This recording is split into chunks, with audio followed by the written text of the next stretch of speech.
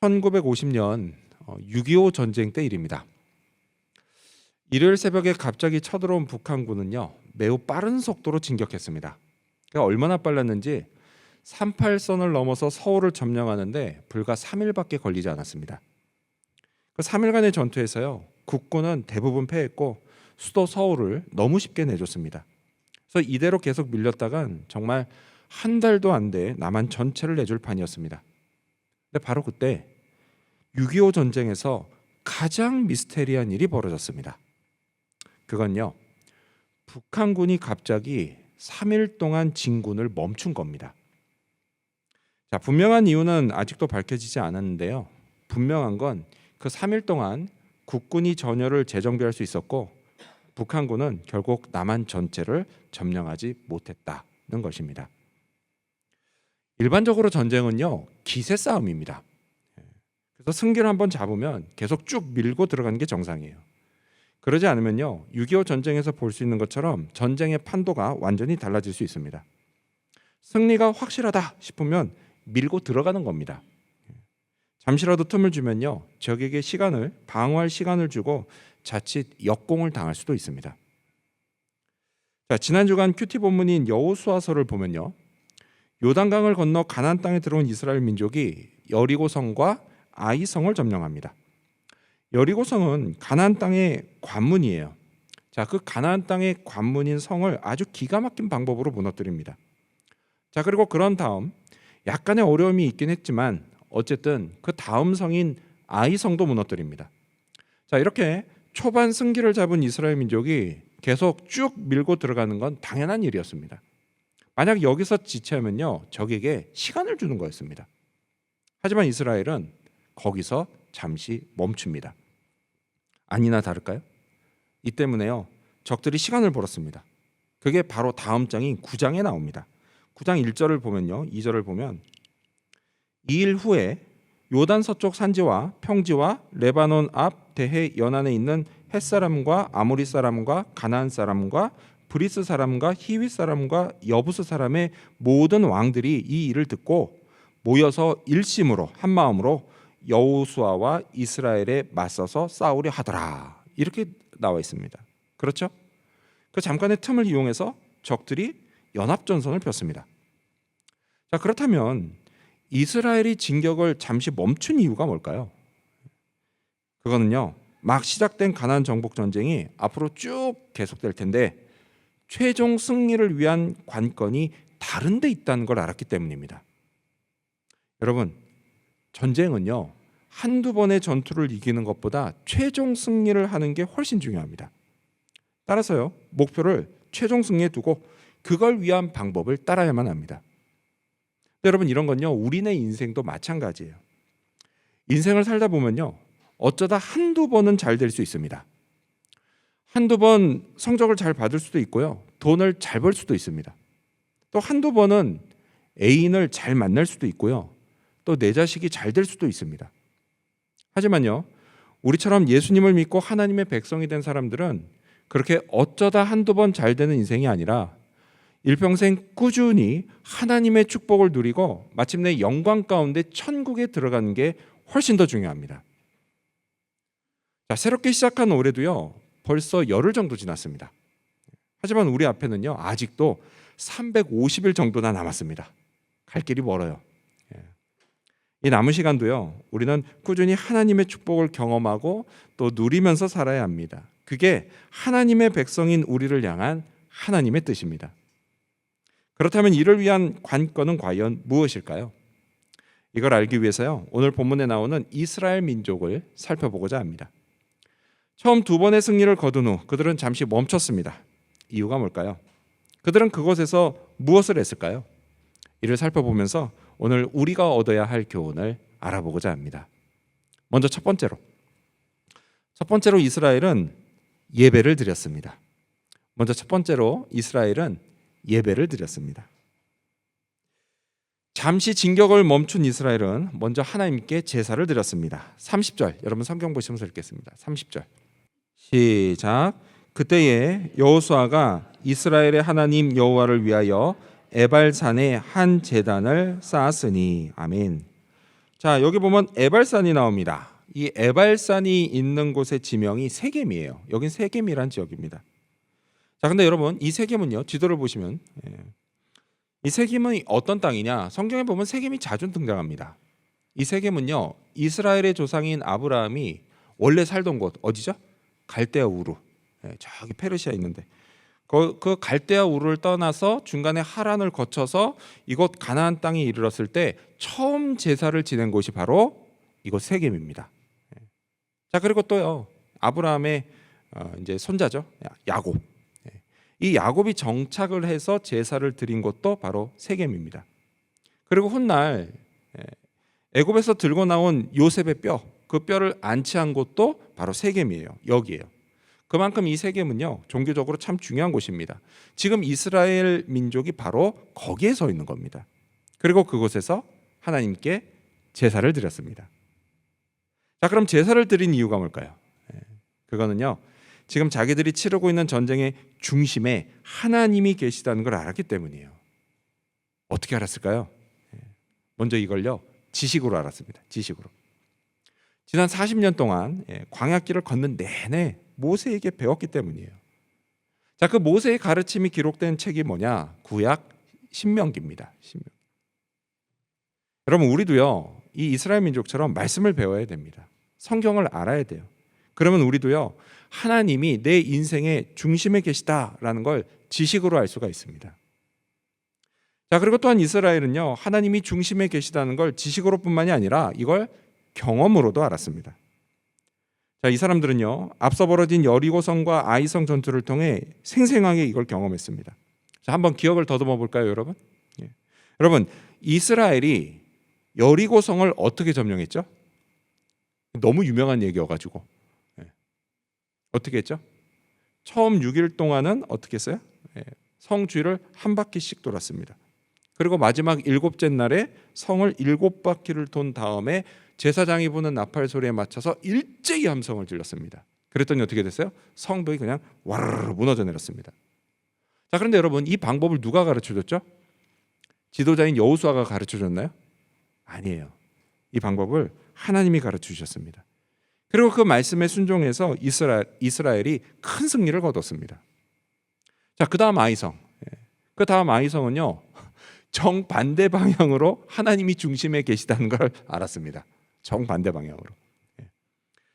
자, 이때는요, 아이성을 공격할 때는 하나님이 처음에 아무 말씀도 하지 않으셨습니다. 자, 그러면 백성들이 어떻게 해야 돼요? 하나님께 말씀을 구해야 됐습니다. 하나님 어떻게 하면 좋을까요? 하지만 그러질 않았어요. 그러지 않고 그냥 자기들끼리 작전을 짜고 나갔다가 패했습니다. 그들이 왜 그랬을까요?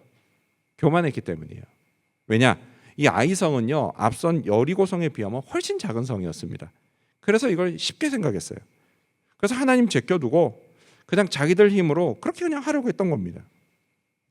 이런 문제가 있었어요. 자, 그런데 여기에 또 하나의 문제가 있었죠. 기억나시죠? 큐티 하신 분들 기억나세요? 뭐였죠? 아간이 범죄한 거예요. 아간이. 하나님께 여리고성을 점령하고 거기서 얻은 전리품을 하나님께 온전히 다 바쳤어야 됐는데 이 전리품 중의 일부를 이 아간이 가로챘던 겁니다. 아무도 모르게. 이게 뭐예요? 하나님 말씀에 순종하지 않은 거예요. 자, 이 두 가지 이유가 겹치면서 이스라엘은요, 뜻하지 않은 패배를 당했고 그래서 진짜 회개했습니다. 그들은 하나님께 엎드렸어요. 그리고 하나님이 말씀하셨습니다. 그리고 그 말씀에 순종해서 결국 승리를 거둘 수가 있었습니다. 자, 이런 경험들을 통해서요, 그들은 전쟁의 승리가 자기들이 아니라 하나님께 달려있다는 사실을 아주 분명하게 알게 됐습니다. 하지만 여러분, 사실 이거는요, 모세가 이미 오래전에 그들에게 가르쳤던 사실이에요. 그것도 한 번 가르친 게 아니라 수시로 가르쳤던 사실입니다. 모세는요, 하나님이 전쟁에서 이렇게 하실 거라고 가르쳤습니다. 신명기 말씀을 한번 볼까요? 스크린 보시면서 신명기 3장 22절 말씀을 읽겠습니다. 시작. 너희는 그들을 두려워하지 말라. 너희의 하나님 여호와께서 친히 너희를 위하여 싸우시리라 하였노라. 아멘. 그렇습니다. 지금 그들의 전쟁은 그들이 싸우는 전쟁이 아니었어요. 이건 하나님이 싸우시는 전쟁이었습니다. 따라서 승리는 그들에게 달려있지 않고 하나님께 달려 있었습니다. 그들의 전력과 능력이 어떤지, 그게 아니라 그들이 하나님과 어떤 관계를 맺고 있는지 거기에 달려 있었습니다. 그래서 하나님과 친밀하고 말씀에 순종하면 승리했고, 반대로 하나님에게서 멀어지고 말씀에 순종하지 않으면 패했습니다. 이 원리를요, 앞선 두 번의 전투를 통해서 경험적으로 알게 된 거예요. 여러분, 이와 똑같은 원리가 오늘 우리에게도 적용됩니다. 여러분, 사는 게 마치 전쟁 같지 않습니까? 인생살이가 꼭 전쟁을 치르는 것 같지 않아요? 제가 보니까 장년들만 그런 게 아니에요. 청년들은 물론이고요, 어린 학생들도 그렇습니다. 어린애들이요, 어른 앞에서 아무렇지 않게 사는 게 왜 이렇게 힘들어 이런 말을 합니다. 그러면 들으면 참 어이가 없으면서도요, 한편으로는 참 딱하다는 생각이 듭니다. 여러분, 인생이라고 하는 게 이게 얼마나 전쟁 같은지요. 심지어 가수 임재범 씨가 부른 너를 위해라는 노래를 보면 사랑도 뭐라 그래요? 전쟁 같은 사랑이라고 합니다. 아니, 그 좋다는 사랑도 이런데 다른 건 오죽하겠습니까? 그냥 전쟁 같습니다, 사는 게. 그래요, 여러분. 인생이 전쟁 같아요. 인생살이가요, 마치 전쟁을 치르는 것 같이 힘듭니다. 하지만 여러분 꼭 기억하십시오. 이 전쟁은 내가 치르는 것 같지만 실은 하나님이 치르십니다. 이 말씀, 신명기 3장 22절, 아까 읽었던 말씀, 너희는 그들을 두려워하지 말라. 너희의 하나님 여호와께서 친히 너희를 위하여 싸우시느니라 하였노라. 아멘. 이 말씀은요, 이스라엘 민족과 똑같이 오늘 하나님의 백성인 저와 여러분을 위한 말씀입니다. 하나님이 친히 나를 위해 싸우십니다. 믿으시기 바랍니다. 따라서 승리의 관건은 내게 있지 않습니다. 하나님께 있습니다. 내 계획과 능력이 어떤지가 아니라 내가 하나님과 어떤 관계에 있는지, 그게 관건이에요. 그래서 이걸 일찍 깨달은 사람이, 그 사람이 바로 지혜로운 사람입니다. 여러분, 이걸 일찍 깨달으면 깨달을수록 인생살이의 짐이 그만큼 더 가벼워집니다. 모든 걸 다 내 힘으로, 내 계획과 방법으로 해낼 수 있다라고 생각하는 거 참 어리석은 생각입니다. 불가능한 일이에요. 어떤 분은 목사님, 불가능에 도전하는 게 멋지지 않나요? 여러분, 그건요, 영화에서나 멋진 일입니다. 오늘 우리가 하루하루 살아가는 이 현실에서는요, 전혀 멋진 일이 아니에요. 그거는 그냥 어리석은 일이에요. 어리석은 일, 어리석은 생각이에요. 여러분, 우리가요, 하나님이 나를 위해 일하시고 싸우시는 걸 보는 거요, 이게 축복입니다. 이 축복을 누리며 사는 게 진짜 멋진 인생이에요. 이 축복은요, 나와 하나님 사이의 친밀한 관계에서 경험됩니다. 믿으시기 바랍니다. 자, 다시 오늘 본문으로 돌아와서요, 이런 이유로 이스라엘 민족은 잠시 진격을 멈추고 에발산의 제단을 쌓고 하나님을 예배합니다. 우리 31절, 여러분 성경 보시면서 읽겠습니다. 시작.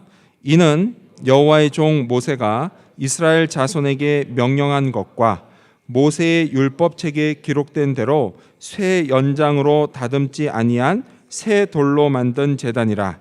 무리가 여호와께 번제물과 화목제물을 그 위에 드렸으며. 아멘. 자, 그들이 무슨 제사를 드렸죠? 두 가지, 번제와 화목제를 드렸습니다. 번제는요, 제물을 완전히 불태워 드리는 제사예요. 그래서 이건 무엇을 의미하냐? 하나님께 내가 완전히 헌신하겠습니다, 이걸 다짐하는 제사입니다. 그게 번제예요. 자, 이 번제를 통해서 이곳에서 백성들이 하나님께 헌신을 다짐했습니다. 하나님이 인도하시는 대로 나아가겠다라고 결단했습니다. 말씀에 순종하겠다고 결단했습니다. 그게요, 곧 이들이 승리하는 길이었습니다. 자, 그리고 또한 이들이 무슨 제사를 드렸죠? 화목제를 드렸어요. 화목제. 여러분, 화목제는요, 하나님과의 관계를 화목하게 하기 위한 제사예요. 자, 그래서 이 역시 제물을 불태워 드렸습니다. 근데 여러분, 화목제와 번제의 다른 점은 제물을 불태워 드리기는 하는데, 이 화목제는요, 그 제물을 다 전부 다 불태워 드리는 게 아니라 일부를 남겨 놓습니다. 그리고는 제사가 끝난 후에 이 제사에 참여한 사람들이 함께 그걸 나눠 먹었습니다. 그게 달라요. 자, 이게 우리도 주일에 그렇게 하죠, 그렇죠? 예배를 함께 드리고 예배 끝난 후에 음식을 함께 나눠 먹습니다, 그렇죠?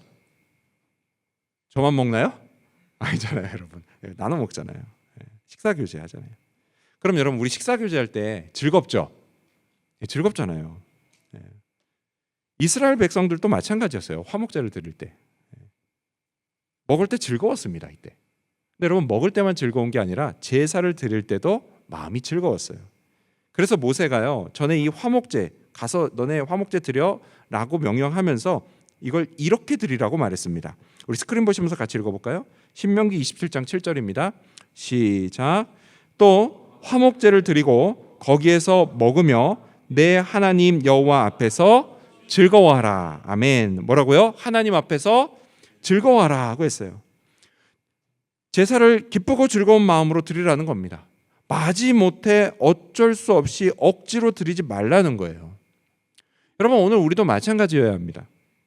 매 주일마다 예배를 즐거운 마음으로 드려야 합니다. 그러면요 올 한 해 전쟁 같은 인생살이에서 승리를 경험하게 될 것입니다. 축복을 경험하게 될 것입니다. 여러분 우리는요 얼마든지 하나님 앞에서 즐겁게 나오고요 또 얼마든지 즐겁게 하나님을 예배할 수 있습니다. 이를 위해서요 예수님이 십자가에서 우리의 화목제물이 되어주셨습니다. 나와 하나님 사이를 예수님이 연결해 주셨어요. 친밀한 사이가 될 수 있게 해주셨습니다. 여러분이 예수님의 십자가의 공로를 믿으시기 바랍니다. 그리고 믿음으로 하나님을 기쁘고 즐겁게 예배하시기를 바랍니다. 온전한 예배자의 삶을 사시기를 바랍니다. 꼭 기억하십시오 여러분. 예배에 성공하는 인생이 진짜 성공하는 인생입니다. 제 아무리 많은 걸 성공하면서 살아도요 예배에 실패하면 그건 결국 실패한 인생입니다. 저는요 우리 어린 학생들은 물론이고 청년들과 장년들 모두 예배에 성공하는 인생이 되기를 바랍니다. 하나님을 잘 예배하기를 바랍니다. 예배하는 자에게 부어지는 축복을 경험하기를 바랍니다. 올 한 해 그런 우리의 인생길을 하나님이 인도하십니다. 나를 위해 싸우십니다. 그리고 승리하게 해 주실 것입니다. 이 사실도 믿으시기 바랍니다. 이러한 믿음으로 올해도 하나님을 온전히 예배하며 살아가는 저와 여러분이 되시기를 축원합니다. 마지막 두 번째로 이스라엘은 말씀을 새겼습니다. 두 번째로 이스라엘은 말씀을 새겼습니다. 자, 번제와 화목제를 드린 이스라엘은요 이어서 이렇게 했습니다. 32절 말씀을 읽겠습니다. 여러분 성경 보시면서 시작. 여호수아가 거기서 모세가 기록한 율법을 이스라엘 자손의 목전에서 그 돌에 기록하매. 아멘. 여호수아가 뭐 했죠? 백성들이 보는 앞에서 돌에 율법을 새겼습니다. 자, 근데 여러분 이 돌은요 앞서 나온 제단을 쌓은 그 돌은 아니에요. 이거는요 율법을 새기기 위해서 따로 준비한 돌입니다. 신명기 27장에는요 모세가 이렇게 돌을 준비해라 이것도 지시합니다. 지시하는데 그냥 돌을 준비한 게 아니라 여호수아서에는 그게 나와 있지 않은데 신명기를 보면 이 돌 위에 하얀 석회를 발랐다라고 돼 있습니다. 바르라고 돼 있습니다. 그래서 하얀 석회를 바르고 글씨를 새겨라라고 돼 있어요. 왜 그렇게 했겠어요? 하얀색 위에다 새기면 더 잘 보였기 때문이에요. 더 잘 보이라고. 자, 그렇다면 여러분 이렇게 율법을 말씀을 돌에 새긴 이유가 뭘까요? 네, 맞아요. 그거는요 쉽게 지워지지 말라고 그런 겁니다. 한국에 살 때는 제가 이렇게 산 가는 거 되게 좋아했습니다. 사실 저는 골코에 살아도 바다를 썩 좋아하지는 않아요. 뭐 몇 번 말씀드렸지만 어릴 적에 한 두 번 세 번 물에 빠져 죽을 뻔한 트라우마가 있어서 물 되게 무서워하거든요. 산 가는 거 좋아합니다. 근데 이제 서울 인근에 있는 산을 가도 산에 가면 뭐를 쉽게 볼 수 있었냐면 그 글자를 새겨 놓은 큰 바위들을 쉽게 볼 수가 있었습니다. 주로 한자가 이렇게 새겨져 있죠.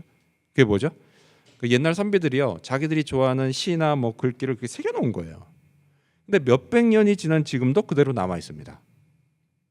여호수아가요 율법, 곧 하나님의 말씀을 돌에 새긴 것도 마찬가지 이유예요. 오랜 세월 남아서 백성들이 이걸 보고 또 보고 그렇게 말씀에 순종하게 하려고 그랬던 겁니다.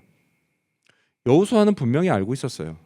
백성들이요 앞으로 계속될 전쟁을 승리하기 위해 반드시 하나님의 말씀을 마음에 새기고 따라야 한다. 이걸 알고 있었습니다. 그래서 어떻게든 말씀을 가까이 하고 또 순종해야 한다. 이걸 알았습니다. 그래서 그걸 상징적으로 보여준 게 뭐냐? 말씀을 돌판에 새기는 거였어요. 우리도 마찬가지예요. 여러분, 우리도요, 올해 승리하는 인생을 살기 위해 반드시 하나님의 말씀을 마음에 새기고 따라야 합니다. 어떻게든 말씀을 가까이 하려고 노력하고요, 또 어떻게든 말씀에 순종하라고 애써야 합니다. 이를 위해 여러분, 좀 힘들어도요, 큐티를 하려고 노력하십시오. 성경을 일독하시는 분은요, 이제 조금 지나면 그만두고 싶은 유혹이 밀려올 겁니다. 딱 그게 올 때가 됐어요. 좀 있으면. 그러면 여러분, 그 유혹을 이기고 중간에 레위기라고 하는 큰 장벽이 있는데, 그때는 그냥 들으면서 읽으셔도 되니까 어쨌든 버티면서 끝까지 노력해 보십시오. 그러면요, 하나님이 하나님의 말씀을 마음에 새겨주실 겁니다. 성령이요, 여러분에게 말씀이 떠오르게 하실 것입니다. 그리고 그 말씀으로 위로받고 위기를 견디고 이겨내게 하실 겁니다. 기적도 체험하게 하실 겁니다. 이를 통해서 전쟁 같은 인생살이를 승리하게 하실 것입니다. 믿으시기 바랍니다. 자, 이렇게 예배를 드리고 그리고 말씀을 새긴 다음 이번에는 모든 백성이 어떻게 했냐? 에발산과 그리심산 앞에 섰습니다. 33절, 여러분 성경 보시면서 읽겠습니다. 시작. 온 이스라엘과 그 장로들과 관리들과 재판장들과 본토인뿐 아니라 이방인까지 여호와의 언약궤를 맨 레위 사람 제사장들 앞에서 궤의 좌우에 서되 절반은 그리심산 앞에 절반은 에발산 앞에 섰으니 이는 전에 여호와의 종 모세가 이스라엘 백성에게 축복하라고 명령한 대로 함이라. 아멘. 자, 보니까요, 여호수아는 백성의 절반을 그리심산 앞에 서게 했고 또 나머지 절반을 에발산 앞에 서게 했습니다. 여러분, 이건 역시요, 신명기 27장에서 모세가 명령한 거예요. 이렇게 하라고. 근데 거기를 보면 6개 지파 6개 지파가 섰는데 그 지파 이름이 나와요. 그리심산 앞에는 시므온, 레위, 유다, 이사갈, 요셉 그리고 베냐민, 이렇게 6개 지파가 섰고요. 에발산 앞에는요, 나머지 6개 루벤, 갓, 아셀, 스불론, 단 그리고 납달리, 이렇게 6개 지파가 산 앞에 섰습니다. 자, 이 산은요, 그리심산과 에발산은 서로 마주보는 산입니다. 서로 이렇게 마주보고 있어요. 실제 사진이에요. 자, 실물을 보면 이렇고, 요즘 세상이 좋아져서 이걸 구글 어스에서도 볼 수 있습니다. 구글 어스로 보면 이래요. 자, 왼쪽에 있는 그리심산, 이 그리심산은 둘이 해발 고도가 뭐 850, 960 거의 엇비슷합니다. 한 100m 정도 차이가 나긴 하는데, 이 그리심산은요, 오래전부터 축복을 상징하는 산이었습니다. 자, 이에 반해서 오른쪽에 있는 에발산, 이 에발산은 저주를 상징하는 산이었어요. 자, 이렇게 그리심산과 에발산, 축복과 저주를 상징하는 산이 있고 그 가운데 큰 계곡이 보이죠? 네. 이 계곡 여기에 여호와의 언약궤를 맨 제사장들이 서 있었습니다. 자, 그래서 그 제사장을 중심으로 좌우로 그리심산과 에발산 앞에 각각 6개의 지파들이 사람들이 모여서 서 있었습니다. 자, 그런 다음 여호수아가 이렇게 했습니다. 34절을 보면요, 그 후에 여호수아가 율법책에 기록된 모든 것대로 축복과 저주하는 율법의 모든 말씀을 낭독하였으니, 어떻게 했어요? 율법책에 있는 축복과 저주의 말씀을 백성들에게 큰 소리로 읽어줍니다. 읽어줬어요. 왜 그랬을까요? 그건요, 백성들이 언약궤 앞에서 축복된 삶과 저주스러운 삶 둘 중 하나를 선택하라고 그렇게 했던 겁니다. 언약궤가 무엇을 상징해요? 하나님을 상징하잖아요. 그래서 하나님 앞에서 선택하라고 그렇게 했던 겁니다. 그런데 여러분, 얼핏 보면요, 이게 백성들이 축복과 저주 이 둘 중에 하나를 선택할 수 있게 해준 것 같잖아요. 근데 실은 그렇지가 않았어요. 실은 그렇지 않았습니다. 둘 중에 하나를 선택하라고 한 게 아니라 하나만 선택하라고 했던 겁니다. 왜냐면요, 여러분, 축복이냐 저주냐는 선택의 문제가 아니었기 때문이에요. 예를 들어 이런 겁니다. 선생님이요, 어린 학생들에게 이걸 보여주면서 야, 너네 둘 중 하나를 선택해 라고 말합니다. 그러면서 얘들아, 니들이 왼쪽을 선택하면 학교 생활이 내내 편할 거고 반대로 오른쪽을 선택하면 니들 졸업할 때까지 괴로울 거야 라고 말합니다. 그럼 여러분, 이게 선생님이 왼쪽을 선택하라는 이야기입니까? 오른쪽을 선택하라는 이야기입니까? 당연히 왼쪽을 선택하라는 이야기예요. 그럼 이거 뭐야? 두 개 중에 하나 선택하라고 해놓고서 막상 의도한 바는 한쪽만 선택하라는 거야? 그럼 학생들이 이게 억울한 일일까요? 그렇지가 않아요. 여러분, 학생들 잘 들어요. 여러분, 학생은요, 싸우지 않고 사이좋게 지내면서 서로를 도와주는 게 마땅한 일입니다. 그게 학생들에게 기대되는 당연한 행동이에요. 자, 이와 마찬가지로요. 아멘. 네. 자, 이와 마찬가지로요. 네. 축복된 삶을 살아야 하는 게요, 여러분, 하나님의 백성인 이스라엘에게 이게 마땅한 일이었습니다. 선택 사항이 아니었어요. 축복된 삶을 사는 게 하나님이 그들에게 기대하시는 당연한 삶이었습니다. 우리도 마찬가지죠. 하나님의 백성인 우리도요, 마땅히 축복된 삶을 살아야 합니다. 저주스러운 삶은요, 우리에게 어울리지가 않습니다. 여러분, 우리가 어떻게 하나님의 백성이 됐죠? 예수님 덕분입니다. 예수님 덕분이에요. 예수님이 나를 위해 목숨을 내어주신 덕분에 됐어요. 십자가에서 나를 대신해서 죽으신 덕에 됐습니다. 예수님 덕분에 우리는 하나님의 백성이 됐습니다. 이런 우리에게 예수님이 기대하신 게 있어요. 바로 우리가 축복된 삶을 사는 겁니다. 여러분은 축복된 삶을 살기 원하십니까? 아니면 저주스러운 삶을 살기 원하십니까? 어떤 걸 원하세요? 당연히 축복된 삶이죠. 여러분, 우리는 마땅히 축복된 삶을 살아야 합니다. 그게 우리에게 어울리는 삶이에요.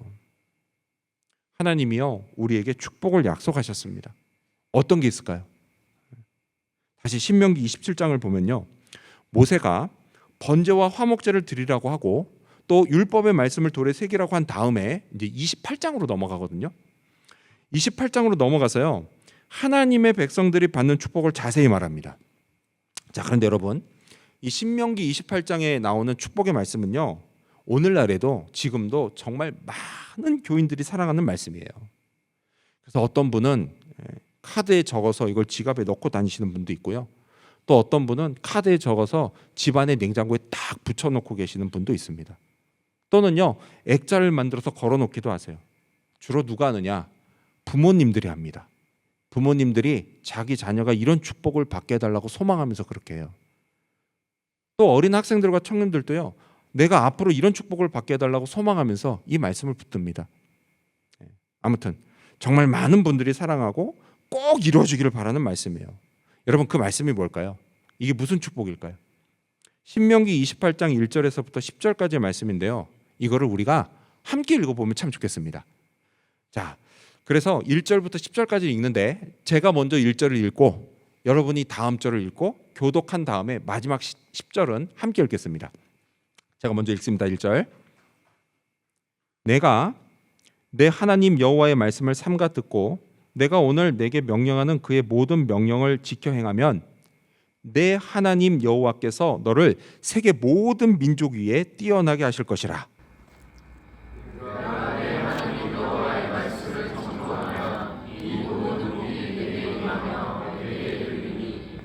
성읍에서도 복을 받고 들에서도 복을 받을 것이며 내 몸의 자녀와 내 부지의 소산과 내 짐승의 새끼와 소와 양의 새끼가 복을 받을 것이며 내 광주리와 떡 반죽 그릇이 복을 받을 것이며 내가 너와 복을 받고 나도 복을 받을 것이며 여호와께서 너를 대적하기 위해 일어난 적군들을 내 앞에서 패하게 하시리라. 그들이 한 길로 너를 치러 들어왔으나 내 앞에서 7길로 도망하리라. 여호와께서 명령하사 내 창고와 내 손으로 하는 모든 일에 복을 내리시고 내 하나님 여호와께서 내게 주시는 땅에서 내게 복을 주실 것이며 여호와께서 내게 맹세하신 대로 너를 세워 자기의 성민이 되게 하시리니 이는 내가 내 하나님 여호와의 명령을 지켜 그 길로 행할 것임이니라. 함께 읽겠습니다. 10절 시작. 땅의 모든 백성이 여호와의 이름이 너를 위하여 불리는 것을 보고 너를 두려워하리라. 아멘. 이 축복이 여러분에게 임하기를 축원합니다. 아멘. 네, 그래요, 맞아요. 여러분, 우리는요 마땅히 축복을 누리며 살아야 합니다. 그게 하나님의 뜻이에요. 하나님의 백성인 우리를 향한 하나님의 뜻, 축복입니다. 저주가 아니에요. 축복의 약속이 저와 여러분의 삶에 이루어질 줄로 믿습니다. 아멘. 그런데 여러분, 이를 위해서는요 우리가 반드시 기억하며 살아야 할 게 있습니다. 그게 1절에 나오는데요, 신명기 28장 1절을 보면 내가 내 하나님 여호와의 말씀을 삼가 듣고 내가 오늘 내게 명령하는 그의 모든 명령을 지켜 행하면, 그렇죠? 말씀을 잘 듣고 또 지켜 행하는 겁니다. 꼭 기억하면서 살아야 돼요. 말씀을 붙잡고 순종하며 사는 겁니다. 꼭 기억하면서 살아야 됩니다. 그렇게 살다 보면요 축복은 자동으로 따라옵니다. 진정 말씀으로 사는 게요 축복을 받는 것보다 더 중요합니다. 따라서 여러분, 올해도 말씀으로 사시기 바랍니다. 큐티를 하고 성경을 읽으시기 바랍니다. 이를 통해 하루하루를 축복으로 채워가시기를 바랍니다. 여러분, 올 한 해도요 이 두 가지를 꼭 기억하며 사십시오. 먼저 예배를 잘 드리십시오. 그리고 말씀을 잘 새기십시오. 그러면 잠시 잠깐은 흔들려도요 곧 다시 일어설 수 있습니다. 앞으로 계속 잘 나아갈 수 있습니다. 영광의 그날을 맞이할 수 있습니다. 올해도요 우리의 삶이 전쟁과도 같은 게 여전하지만 동시에 우리를 향한 하나님의 사랑도 여전합니다. 우리를 위해 싸우시는 것, 그것도 여전합니다. 우리를 축복하시는 것, 그것도 여전합니다. 그러니 우리 어린 학생들은 물론이고 청년과 장년들 모두 각자의 삶의 자리에서 승리를 확신하고 믿음으로 사시기 바랍니다. 주님이 늘 함께 하십니다. 성령이 늘 인도하십니다. 이 사실도 믿으시기 바랍니다. 이러한 믿음으로 다시 진격을 시작하는 저와 여러분, 그리고 우리 지구촌 교회 모든 성도님들이 되시기를 주님의 이름으로 축원합니다. 기도하겠습니다.